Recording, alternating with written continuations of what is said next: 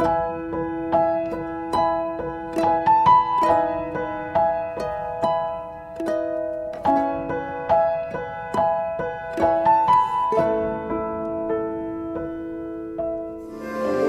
kasih Tuhan, kami mengucap syukur buat kehadiran-Mu di tengah-tengah kami.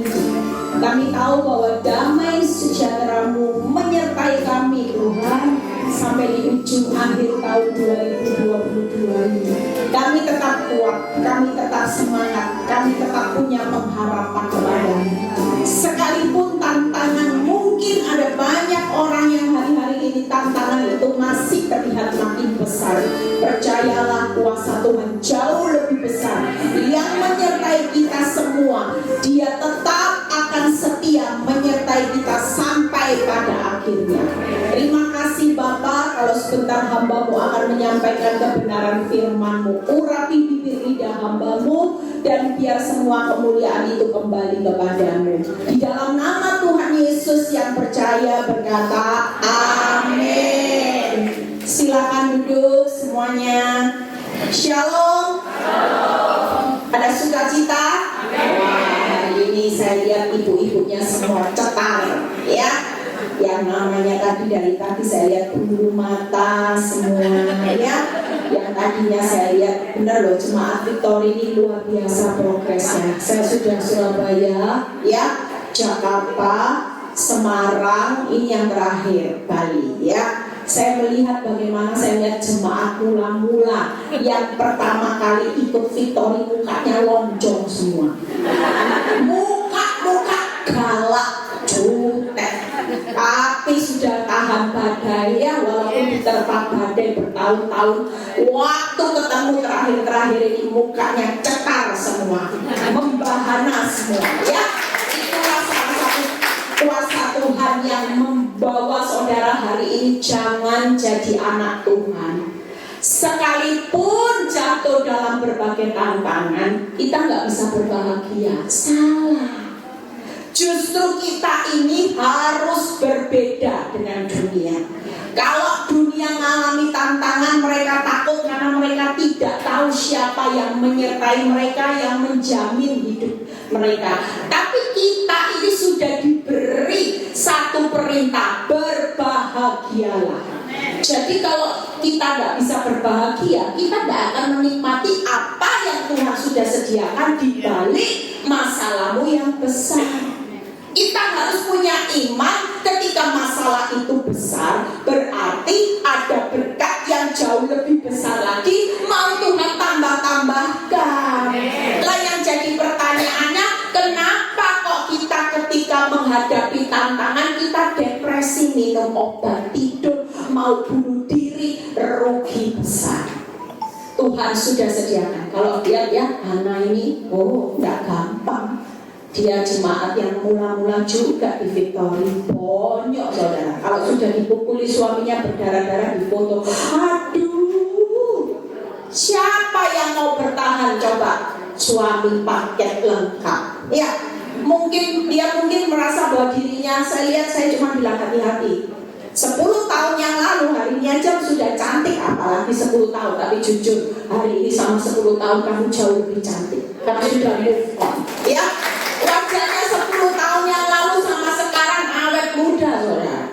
Saya cuma bilang gini, kamu jangan ikut arus. Saya tahu temennya dia juga banyak sosialita.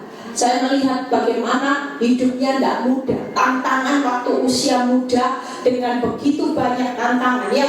Pada waktu yang namanya wanita pelakornya meninggal usia 30, meninggal mendadak. Tiba-tiba hanya sakit, divonis berapa hari, meninggal.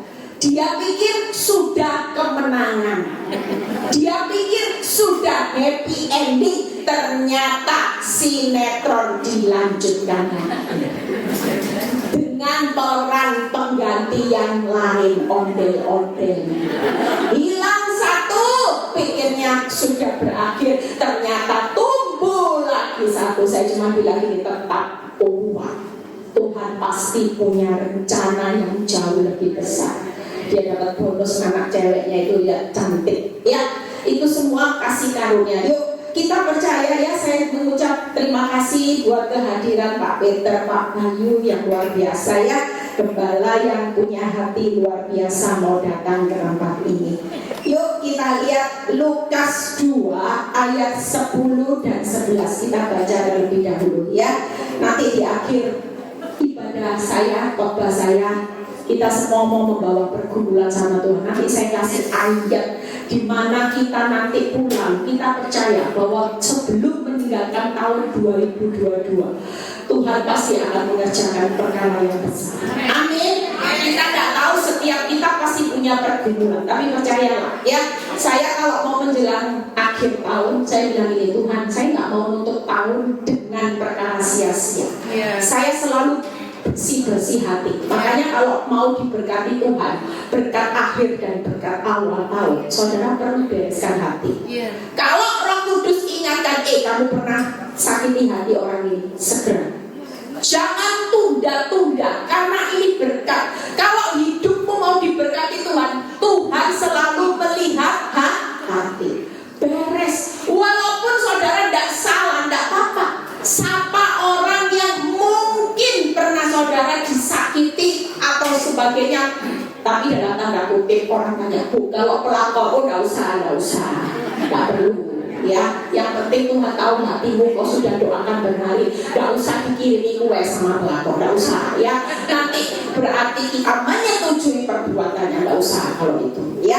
Tapi kalau itu iparmu atau mertua atau teman saudara, nggak perlu jauh-jauh, lewat WhatsApp aja ya.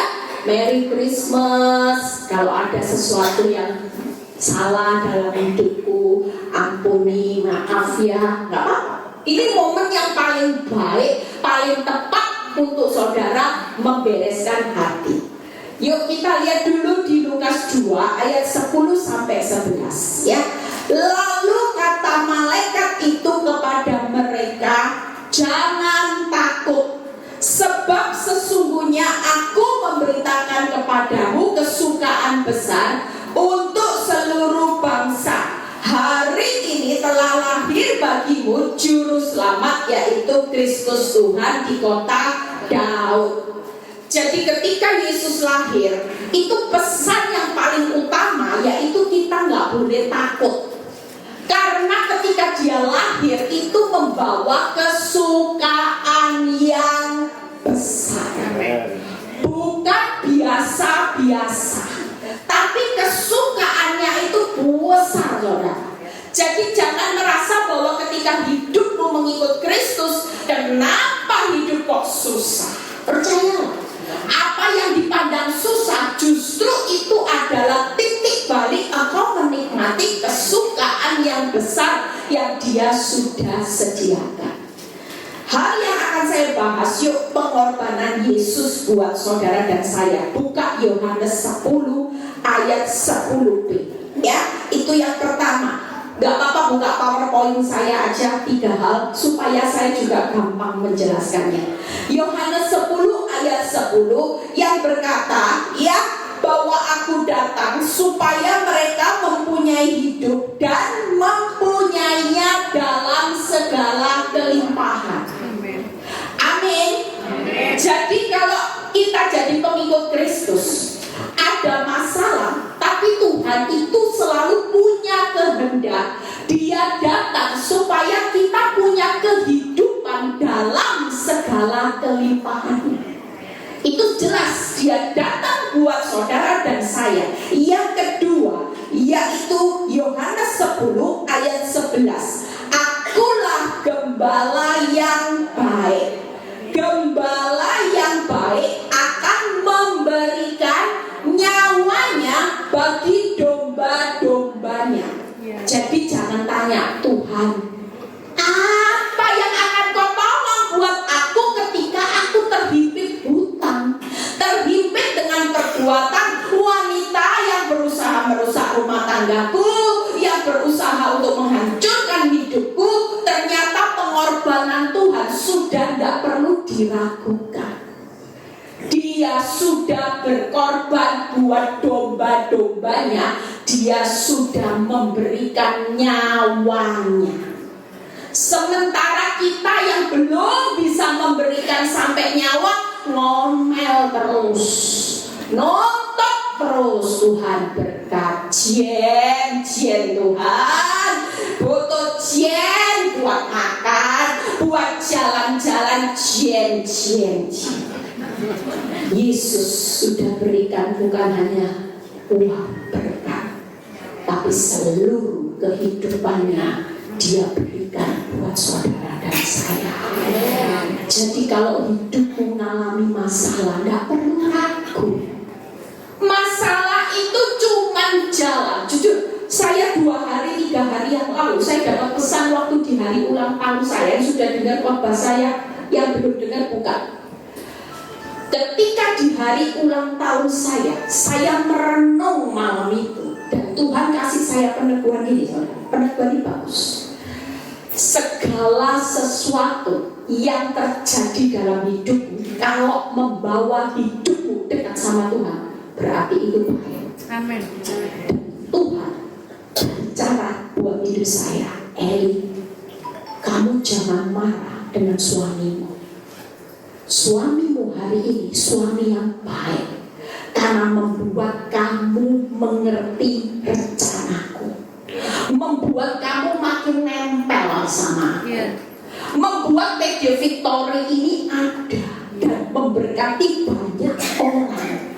Jadi posisi suamimu yang menurut orang dunia brengsek, suami moyong, bocai, bosyau, ya, bukan buat semua bobo, ya. Tapi Tuhan bilang gini, saya kaget.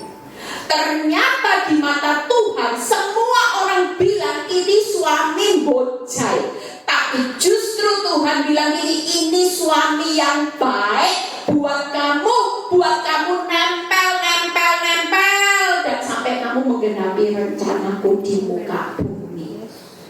Dulu orang lihat saya happy family, suami cinta mati, di mana ada Bu Eli, ada Pak Nyoto. Tapi itu bukan suami yang baik, justru kehadiran cintanya buat kamu menjauh dari aku. Anggap saudara. Jadi pada waktu Tuhan kasih saya peneguhan seperti itu, saya mulai berubah juga mindset saya. Berkat juga seperti itu. Kalau berkat membuat hidupmu justru makin jauh sama Tuhan, itu bukan dari Tuhan. Tapi waktu hidupmu mengalami proses keuangan, dan itulah waktunya engkau dekat sama Tuhan, engkau cari sama Tuhan, itu berkat yang senyatanya. Percayalah, waktu kita dekat, hidup kita berubah dan berbuah. Disitulah firman akan digenapi. Berkat itu ada di atas kepala orang benar. Kira-kira kalau kita dulu hidup semau gue tapi kaya, berarti bukan dari Tuhan. Tangkap saudara. Misalnya kita ini suka marah, suka maki orang, kita ini hidup kompromi dosa tapi kaya, tanda tanya tuh saudara. Itu bukan berkat yang dari Tuhan. Justru hari ini dengan kerugian usahamu yang sepi, itulah senyatanya berkat Tuhan mulai diberikan buat saudara. Memang berkat Tuhan itu tidak instan. Kalau instan nanti kita tidak kuat nyogok berkatnya Tuhan, sombong, jalannya ngawang-ngawang. Dulu katanya orang, saya kalau jalan tidak nginjek bumi. Saking orang bilang sombong. Ya gimana tidak sombong? Semua yang ditenteng apa gemes ya, semua. Terus orang bilang gini, oh gitu, suaminya berbuat, tidak pelit cinta. Lihat tentu barang-barangnya dari atas tuh sombong. Kira-kira Tuhan bangga? Jauh lebih bangga hari ini enggak? Jelas. Anggap ya saudara, ini pesan yang baik. Jadi jangan pernah menyesali sesuatu yang hilang, sesuatu yang rugi, sesuatu ibadah yang sudah terjadi, tapi itu membuat engkau sewaktu itu jauh dari Tuhan. Hari ini dengan badai, engkau membuat engkau nempel sama Tuhan, itu jauh lebih berharga. Amin. Percayalah, Tuhan itu akan memberi berkat luar biasa. Ya tunggu saya percaya. Ya. Yang ketiga yuk lihat Yohanes 10 ayat 18. Tidak seorang pun mengambilnya daripadaku, melainkan aku memberikannya menurut kehendakku sendiri. Aku berkuasa memberikannya dan berkuasa mengambilnya kembali. Inilah tugas yang kuterima dari Bapakku. Jadi kita percaya yang ketiga, Tuhan itu tidak akan pernah mengizinkan seorang pun bisa mengambil domba-domba dari tangannya. Itu berarti saudara aman tidak dalam proteksi Tuhan? Aman. Kalaupun bangkrut, ada badai, dia cuma berkata gini, tenang. Ini tanganku lebih dari cukup mengendalikan badai rumah tanggamu. Keuanganmu sudah lebih aman, percayalah. Mau dibuat rugi sampai titik nadir sekalipun, justru di saat kelemahanmu lah kuasaku akan menjadi sempurna. Orang itu kalau takjub lihat kesaksian gimana? Kalau sudah titik nadir, Tuhan sudah tidak bisa apa-apa, tiba-tiba. Ya, jadi 3 hal ini yang akan saya bahas. Percayalah, kita hari ini memperingati kehadiran Yesus di dunia. Saudara tidak perlu ingat hutangmu lagi, tidak perlu ingat-ingat kelakuan orang yang menyakiti hidupmu, tidak perlu ingat-ingat vonis dokter tentang penyakitmu. Yang kita tahu bahwa Yesus itu hadir. Dia akan memberikan hidup dengan segala kelimpahannya. Dia sudah berkorban sampai nyawanya. Dia sudah berikan proteksi. Yuk kita lihat satu persatu bagaimana ayat pembanding kalau dia sudah memberikan kehidupan. Kita buka PowerPoint-nya dulu ya. Kita baca Mazmur 23 ayat 2 sampai 5a. Buka dulu aja. Mazmur 23 ayat 2 sampai 5a. Ia membaringkan aku di padang yang berumput hijau. Ia membimbing aku ke air yang tenang. Nah, ketika Yesus lahir hari ini, masalahmu itu seruwet apapun, sekacau apapun, yang pasti tujuan Tuhan, Dia akan membawa saudara ketemu padang rumput hijau, airnya tenang. Amin. Nah, kalau Dia sudah berikan rumput yang hijau, air yang tenang, ya itulah kehidupan ideal yang kita mau pada akhirnya. Kita percaya semua yang buruk-buruk boleh terjadi, tapi kita jangan lihat rekaan orang yang buruk. Kita hari ini fokus saja. Saya selalu tenang, kenapa? Kalau misalnya ada orang merancangkan yang jahat buat saya cuma bilang gini, oh tidak apa-apa. Yang saya tahu ini akan direkakan baik, jadi saya pasti untung. Nggak mungkin saya dibuat rugi sama Tuhan. Nanti saya akan ketemunya pada rumput yang hijau dan air yang tenang. Yuk kita lihat yang ketiga. Ia menyegarkan jiwaku dan ia menuntun aku di jalan yang benar oleh karena namanya.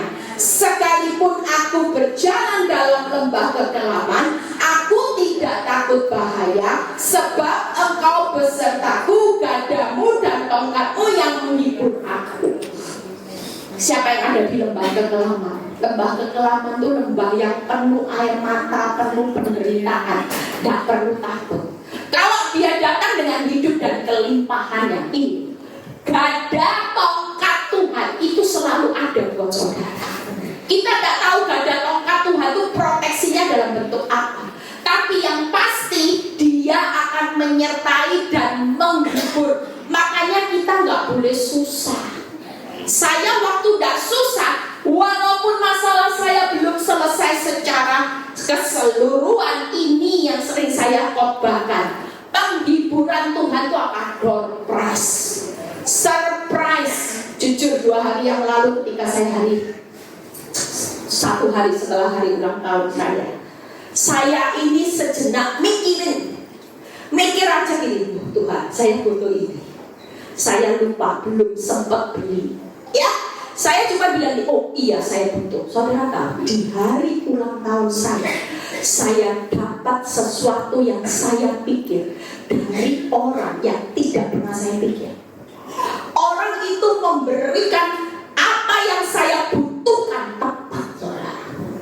Kaget gak? Itulah cara Tuhan. Di tengah-tengah proses saya dapat surprise. Kalau orang tanya, Bu Eli, kenapa bisa nikmati proses? Saya ingin kasih rahasia. Kenapa saya begitu menikmati prosesnya Tuhan? Karena ini yang disertai dan dihibur buat saya itu luar biasa. Kadang-kadang terima surprise-nya Tuhan tuh sampai gini. Jujur ada banyak orang ya, hati-hati kalau dengar ini. Saya sudah ngomong beberapa orang, hati-hati. Orang yang berani menyebarkan isu ini akan berurusan dengan Tuhan. Orang bilang gini, kamu jangan ikut apa yang Bu Eli katakan bertahan dalam rumah tangga. Iya, Bu Eli bertahan dalam suami yang kantongnya tebal. Ya terang aja. Dia bertahan karena dia takut harta suaminya yang banyak jatuh ke tangan pelakor. Lah sementara kamu bertahan sama suami yang paketnya 4P. Pengangguran, pejudi, pezina, pemabuk. Komplit. Gak layak. Gak cocok. Dia bertahan karena ada alasan, tapi sementara kamu bertahan tanpa alasan. Buat apa? Hati-hati. Kalau berani mengeluarkan statement ini, dia akan berurusan dengan Tuhan. Tidak main-main. Saudara tahu, saya diberkati hari ini. Tahu kata kuncinya. Ketika Tuhan bicara buat hidup saya, aku tidak pernah bisa membatalkan apa yang jadi ketetapanku. Kalau berkat itu di atas kepala orang benar, dan ketika aku dapati Eli hidupnya benar, hidupnya setia dengan suami yang tidak setia, di situ tidak ada satu kuasa pun yang bisa menghalangi aku memberkati engkau. Jadi jangan pikir saya diberkati hari ini sama Tuhan itu karena saya nggak bayar harga, saudara. Tiap kali saya disakiti, saudara tidak ngerasain sakitnya di sana sini. Saudara tidak lihat, orang cuma lihat saya bisa ketawa, ketiwi ya. Tapi waktu saya disakiti, saya hanya sama Tuhan, saya nangis di kamar, saya cuma bilang, Tuhan, saya hanya mau menyelesaikan kehendak Bapak. Saya nggak peduli dengan rasa sakit saya. Dan setiap rasa sakit Tuhan gantikan dengan upah. Amin. Saudara ingin tahu ayatnya yang sering saya khotbahkan, yuk buka supaya saudara tidak penasaran. Ibu-ibu pulang dari tempat ini, kalau ingin diberkati, ini kuncinya. 1 Petrus 3 ayat 9 kita baca supaya saudara mengerti arti bagaimana kalau saudara hari ini jangan kehilangan berkat. Buka dulu 1 Petrus 3 ayat 9. Ini ayat yang selalu jadi pegangan hidup saya. Tiap kali saya disakiti, saya bilang, oh berkat melimpah. Disakiti, berkat melimpah. 1 Petrus 3 ayat 9. Kalau nggak bisa dibuka, tolong ada yang bantu bisa baca. 1 Petrus 3 ayat 9. Bisa dibaca? Dan janganlah membalas kejahatan dengan kejahatan atau caci maki dengan caci maki, tetapi sebaliknya hendaklah kamu memberkati, karena untuk itulah kamu dipanggil, yaitu untuk memperoleh berkat. Nah, kata kuncinya kalau mau memperoleh berkat hari ini, ibu-ibu khususnya ya, kalau kita dicaci maki siapapun, baik suami, baik mertua, baik ipar, mulut ini dikunci apa? Tidak usah dibales. Ibu-ibu tidak balas memang iya, tapi ngempet tahu, nyimpen dalam hati itu sama aja pembalasan. Tuhan lihat hati.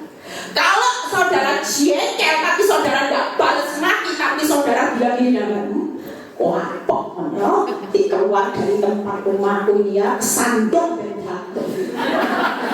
Itu sudah bentuk pembalasan. Hati-hati.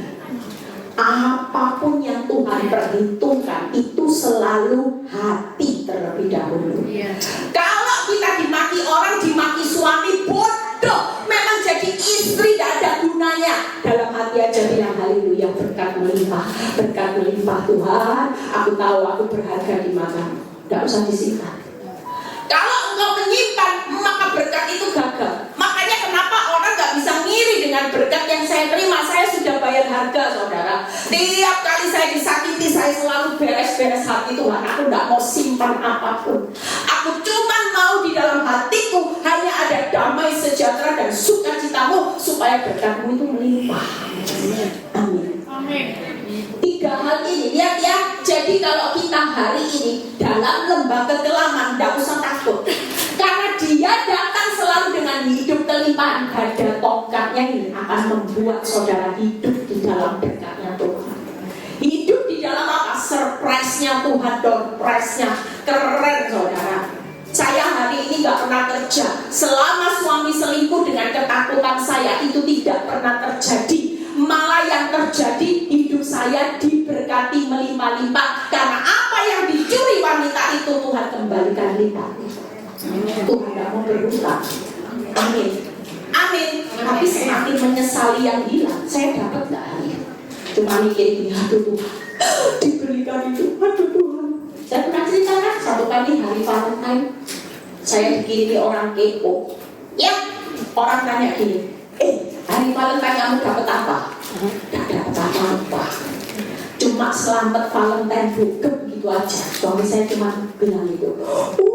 Aku tahu ya, yang sana dapat ini. Sudah dapat tulisan itu, orang kepo itu masih tulis angka nominalnya. Coba sudah dikirim ini, saya sudah tahu, saya sudah ngatain Tuhan, saya besarin hati di palsu Tuhan, palsu sudah KB angka 2 ITC Tuhan.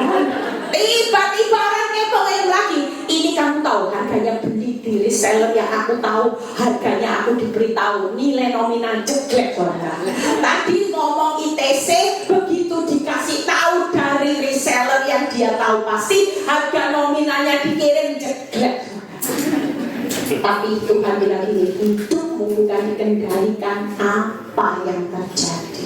Berkatku itu melimpah atas hidup orang benar. Jaga hati aja. Kalau kamu ngarepin Valentine cuma kado dari suami, kamu nggak bisa jaga hati, kado Valentine ku hilang. Oh iya ya, buat apa kadonya suami? Saya cuma bilang ini, nilai nominal ini sama Tuhan nanti dilipat. Karena itu milik saya, dicuri, Tuhan pasti tarik kembali. Amin. Damai enggak? Damai. Lah kalau mikirin terus, Tuhan bilang mikirin, kita kehilangan berkatnya Tuhan yang lebih dari Tuhan sudah dapat sediakan. Amin. Kalau dia berkata menyertai dan menghibur saudara, berarti kalau kita bisa move on, kita punya iman percaya, Tuhan akan tunjukkan buktinya di tengah masa sukamu. Engkau tetap lihat aku menyertai menghibur engkau dengan caraku yang ajaib. Amin. Yang ketiga, yuk kita lihat yang ketiga. Yang ini, engkau menyediakan hidangan bagiku di hadapan lawanku. Artinya hari ini masalah keuanganmu seberat apapun, proses hidupmu seberat apapun, dia tetap menyediakan apa yang saudara butuhkan. Lebih-lebih dari cukup, percayalah, kalau pemeliharaan Tuhan itu bukan hanya sekedar cukup, pasti ada sisa 12 bagus. Sisa itu pasti, karena yang menyediakan adalah sumber yang unlimited. Kalau dia berkata, nak, yang menyediakan kebutuhanmu bukan suamimu, bukan mertua, bukan manusia, tapi yang menyediakan apa yang kau butuhkan itu adalah kekuatan sumbernya dari surga yang unlimited.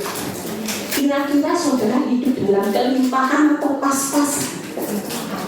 Tapi dari semua proses yang saya alami, saya harus bersyukur dulu dari hal yang kecil. Karena kalau tidak bisa bersyukur dari masalah perkara yang kecil, tidak bakal dipercayakan perkara yang jauh lebih besar. Kenapa? Karena lagi balik Tuhan lihat hatimu. Dikasih perkara kecil, hatinya belum siap, dia tidak akan ditambah. Tapi kalau kita sudah jadi anak Tuhan, dalam segala hal, rugi ya besar hati, rela disakiti, di PHP kayak Hana tadi, sudah mati ganti peran lagi ya rela, tetap kasih senyum sama suami. Kira-kira Tuhan kasih tidak perkara yang jauh lebih besar, berkat yang jauh lebih besar dapat tidak saudara? Pasti. Itu sebabnya 3 hal ini akan menyertai saudara di tahun depan. Ada penyertaan, penghiburan. Dia sudah siapkan rumput yang hijau, air yang tenang, dan dia sudah sediakan kebutuhan apa yang saudara butuhkan. Amin. Yang kedua, yuk, bagaimana memberikan nyawanya? Enggak PowerPoint, langsung aja ya supaya cepat. Mazmur 28 ayat 9. Selamatkanlah kiranya umatmu dan berkatilah milikmu sendiri, gembalakanlah mereka dan dukunglah mereka untuk selama-lamanya. Jadi kita percaya kenapa Tuhan berikan nyawanya, karena saudara ini umat milik kesayangannya, domba yang dikasihi dan anak. Jadi kalau saudara hari ini hidup dalam ketakutan, itu saudara yang salah. Tuhan itu selalu, kalau saudara baca di Mazmur 28 ayat 9, Tuhan memberikan peneguhan, aku menyelamatkan umatku dan memberkati milikku, aku mengembalakan dombaku dan mendukung engkau. Orang didukung itu seperti anak. Jadi ketika saudara tahu bahwa Tuhan hadir, dia sudah berikan pengorbanannya. Kira-kira kalau saudara di mata Tuhan hari ini, walaupun saudara dihina orang, gak diorangkan, saudara mungkin dihina-hina, saudara mungkin rumahmu hari ini sangat minim, gak usah takut. Kita ini spesial, umat milik domba, anak. Saudara kurang apa? Tuhan sudah berikan semua. Kurang berkat, dia janji untuk memberkati. Amin. Amin. Dari situ kita tidak usah takut hari ini. Jangan pernah hidup dalam takut seperti waktu malaikat datang, waktu Yesus lahir. Jangan takut. Yesus lahir membawa kesukaan yang besar buat umatnya, miliknya, dombanya, anak-anaknya, yaitu saudara dan saya. Amin. Amin. Jadi kalau saudara susah, berarti saudara tidak tahu statusmu siapa. Kalau saya tahu jelas, saya ini anaknya, kalau berani menggoda biji matanya, nyakiti biji matanya, urusannya totalannya tidak enak-enak. Amin. Yuk yang terakhir, bagaimana Tuhan tidak akan mengizinkan seorang pun merebut kita dari tangannya. Yehezkiel 34 ayat 15 sampai 17 ya.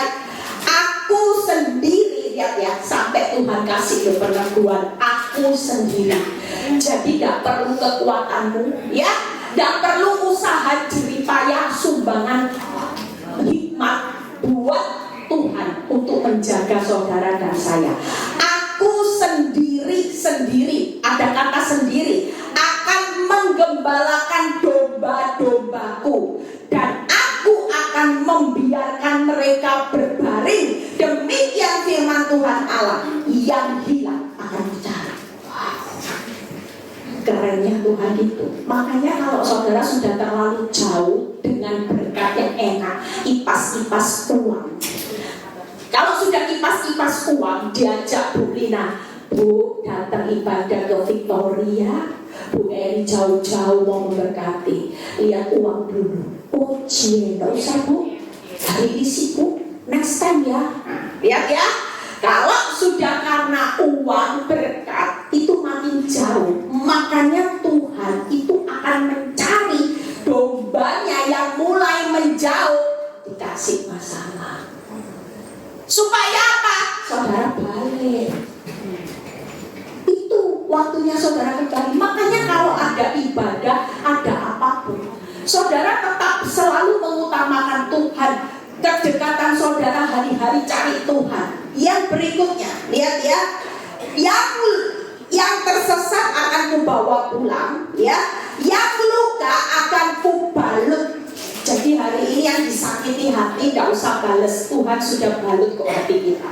Dengan apa? Dengan penghiburan, ya, dengan sesuatu yang baik. Yang sakit akan kukuatkan, serta yang gemuk dan kuat akan kulindungi. Aku akan menggembalakan mereka sebagaimana seharusnya. Ini kata-kata yang bagus. Kalau Tuhan lagi proses hidupmu, Dia tetap memproses hidupmu sebagaimana seharusnya.